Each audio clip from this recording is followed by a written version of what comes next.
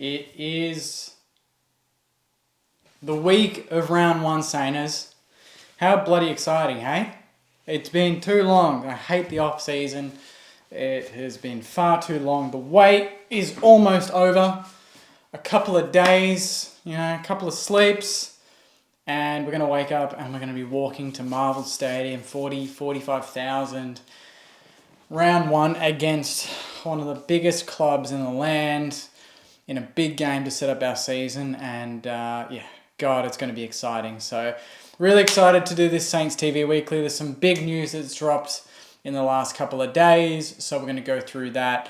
But, the main talking point is it's Monday and there's going to be so much happening this week. We've got so many exciting things on the channel, so I can't wait to get into it. But for now, let's get stuck into the news and see what happened at Moorabbin over the last week. Okay, so one topic that I haven't actually discussed just yet on really any of the channels, succession plan to being the CEO of the St Kilda Football Club.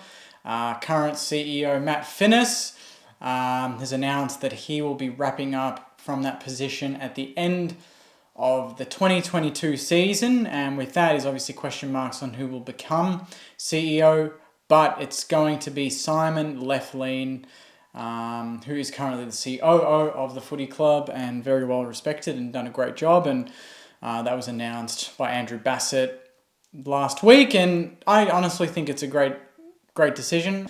I think Lethers is going to come in and have a really ruthless approach, and I think that's a very nice transition from Finnis, who's been really calm and collected and quiet and kind of just ticked the boxes, done the wins, done his job along the way and done a really good job at that. But I think, to have Lethers come in at the end of 2022, I'm all for it. I think it's really exciting, and I think it's really a step in the right direction for us to become a really strong footy club, not only off the field, but on the field. So great announcement there, and hope he goes really well. And I've honestly got full faith in him. He's done a good job in his current position, I think. I'm really excited for Lethers to take over at the end of the year. I think he's going to be a great appointment as CEO of the St Kilda Football Club. The other bit of news is the final list spot has finally been occupied. And I guess we kind of all had an idea, but it's officially announced that Jared Lienert has been added to St Kilda's rookie list on the penultimate day of the pre-season supplement selection period.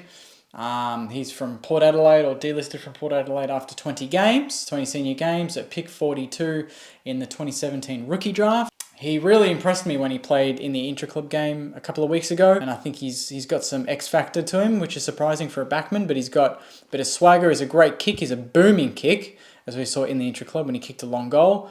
And I think he adds some much-needed depth to the back half. So from Saints TV, from everyone at the footy club, all the supporters at the footy club, we want to welcome Jared Lienert, and we hope that he can have a great year at the St Kilda Footy Club. And if he breaks into the team, hopefully he makes it hard for whoever wants to come in. We've also announced the home Guernsey. That was announced a couple of days ago. Really, we all kind of knew what it was going to look like. Not a major change, but the big change that was announced a couple of days ago was the sponsor on the back. That has been up in the air for the last couple of months. We didn't really know who was going to take over, but it is Web Central. So Web Central is going to jump on board as a co-principal partner for the 2022 season.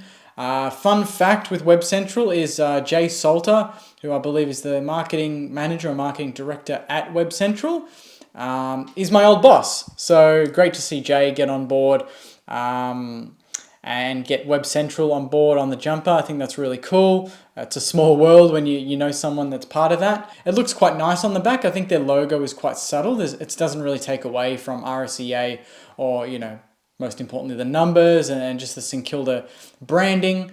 I think it's really clean, and it doesn't jump out like a Deliveroo, So I think it's a really good appointment. Good news to finally get that sorted, and now we can just focus on the footy at hand. Speaking of the footy at hand, the AFLW season wrapped up yesterday, and although the Saints, they were going for 3 straight wins for the first time in their history, off the back of 2 straight wins, which is the longest winning streak in our history, they went down to the minor premiers eventual minor premiers. Adelaide by 39 points, and that was at RSCA Park yesterday, so good on you, all you Saners that got to make it to the game.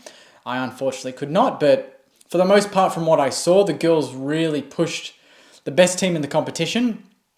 It was really kind of the second half and mainly the last quarter that they got away. They kicked, I think it was 3-1 at halftime in favour of Adelaide. Then it was 5-2, and then 7-2. Priest and Matten kicked the 2 goals for the Saners. And I don't know where that puts us on the ladder. I think we were second or third last, so I think that's kind of where it's finished. And Adelaide have obviously finished top. So they've got finals to focus on now. But yeah, just wanted to say, girls, wasn't really the year that we kind of were anticipating, but you still found moments to make us really proud. So don't be disheartened by yesterday's performance or the season at all. Overall, there were so many games there that there was a game that we were robbed from winning, and there were a couple of games there under a kick and very close games under 10 points that could have gone either way. And you think this time next year we're going to be, a very good team. And if anything, this has kind of built some really great resolve around the club. And I think Nicky Dell's had his first season, his taste of AFLW. And hopefully going into next year, we get some players back, some really good players. And we build from what we've done this year. But I think it was really important to get those 2 wins in a row. And then obviously to challenge yourselves against the top team in Adelaide yesterday. You did not lose any supporters there. So good on you girls. Really proud of you. And can't wait to see you playing at RSCA again next year. Now, quick round 1 preview, I suppose, against Collingwood, 7:50, Friday night football. It's going to be massive. We don't know if Paddy Ryder's going to get up. We don't know if Zach Jones can play. Obviously, Jack Billings, Hunter Clark are going to be out. We'll probably have a potential debutant, but we don't know who it will be yet, which is really exciting. And Collingwood have got their own injury problems, particularly in the back half. So I think going into this game, we really do need to have some sort of an attacking mindset. Let's not go into this game and just play slow and tempo. We want to blow Collingwood off the park and kick a big score. And you look at Collingwood's forward line and you kind of wonder, they're not really going to be kicking 15 goals a game. So if we can try and hit that 15-goal mark or around there, even over it, you'd like to think that gets the job done. But the full preview for that will be coming out in the next couple of days.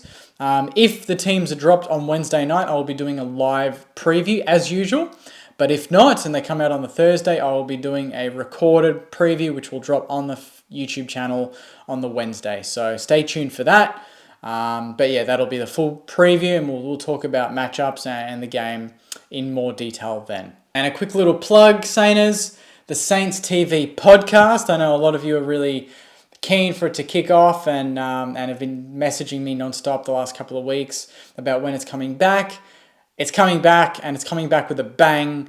Hopefully in the next day or two, the first episode of the year will drop. So yeah, really excited to get stuck in with the boys, Joycey and Marshy, of course, and myself, to get stuck into round 1 and really, when there's Saints footy, Sainers, there's Saints TV podcast. And yeah, we're going to deliver a good show this year. We're really excited.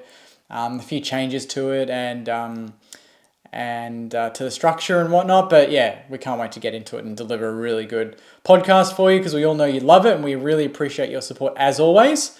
So yeah, no better time than the week of round 1 to get it started. So can't wait to get into that in the next couple of days. Alrighty, now for the best part of the show that I love doing, question time. I've got a couple of questions here that I did actually go through it this time. I reviewed them and I picked some questions that I thought were really good, and we're going to talk about them now. So this one is from Twig_Beard. Awesome name, love it. What are the best and worst aspects of our current team? Best aspect is we know that our best is good enough. That is the best aspect. That to me gives us a lot of confidence. We just need to prove it to be consistent. And our worst aspect is our mentality when a team gets a run on. When a team kicks 2 goals in a row, you kind of feel like our heads drop. So if we can get more of the best and less of the worst, obviously, we'll have a pretty big year. So I think our best is good enough. We know it. But our worst is that sometimes we drop our heads a bit too easily, and the best teams don't do that. They keep fighting and find a way to win, even if it doesn't go your way. So we need to know how to win when things aren't perfect. We love winning when things are open and we get to play Saints footy, but we need to learn, more importantly, how to win when we're not playing Saints footy. Ollie.Platt, my designer, quick shout out to Ollie.Platt. He's asking, if someone offered you Clarko to take over as coach right now, would you take him? No, I wouldn't. You know why? Stability is more important. If we just suddenly sacked Rats to get Clarko in, just go back to when Collingwood did that, Carlton did that to Ratton and they got Malthouse. How did that go for them? Malthouse was a premiership coach, obviously not Clarko's level. Clarko's one of the all-time greats, but same situation, well respected. The players love the coach, the fans love the coach. Don't sack him. Andrew is asking, do you think our midfield is too weak to do anything around finals? No. I am too annoyed of how many times people say we don't have enough A-graders. There's been a rare couple of comments that I've read online of people talking about if we just play as a team, that's enough. You just need to play as a team. You need to be the better team on the day. It's a cliche. We all know that. But it is. You could have 10 A-graders, but if they're not all connecting, not all switched on, not all playing the team footy, you might as well have 10 duds out there. It doesn't make a single difference. It's all about the way you apply yourself as a team, and if that's better than the team you're playing, whether they've got 10 A-graders or one, you're going to win. Doesn't matter. Obviously, sometimes individual brilliance does win out, but I think generally, if you're just the better team, you'll get the chocolates and give yourself a really good chance of winning a flag. So I really do like the balance that we've got. Obviously, I think one more star would be good, and I think that should be the focus in the off-season because Ben King's off the table now for a couple of years.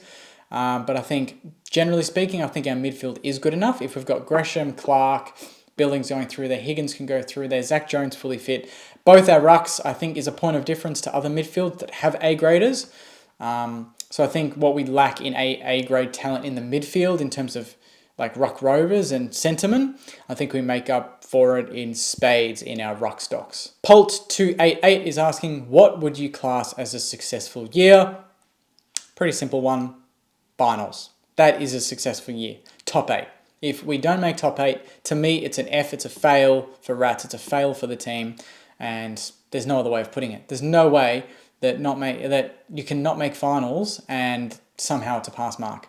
Unless we lose 10 games by 1 point and we play amazing football and we're just very unlucky, maybe then it's different. But if it's very similar to last season, we have a couple of ups but a lot of downs, and we just scrape 10th, 9th, and a couple of games outside the 8 in percentage, to me that's a fail. We need to improve on last year, and we were close last year, so for me this year it's definitely finals or bust. That should be the goal. That's it, Sainers. That is Saints TV Weekly. Short and sharp. I hope you enjoyed it. I'm really pumped for the year ahead, Sainers. I can't tell you how excited I am to get back to the footy on Friday night, especially when I'm going with my family. First time in like 10 years that we've done it, so I'm really pumped. And then on top of that, we've got the preview, we've got the content, we've got weeklies coming out, the podcast is returning. It is a huge year on Saints TV. It is keeping me super busy, and it's the best kind of busy because it's my passion, it's what I love. And I get, comments from you guys all the time saying how much you appreciate this content. So I thank you so much for your support. And yeah, I'm just going to be working so hard to bring you the best product I can.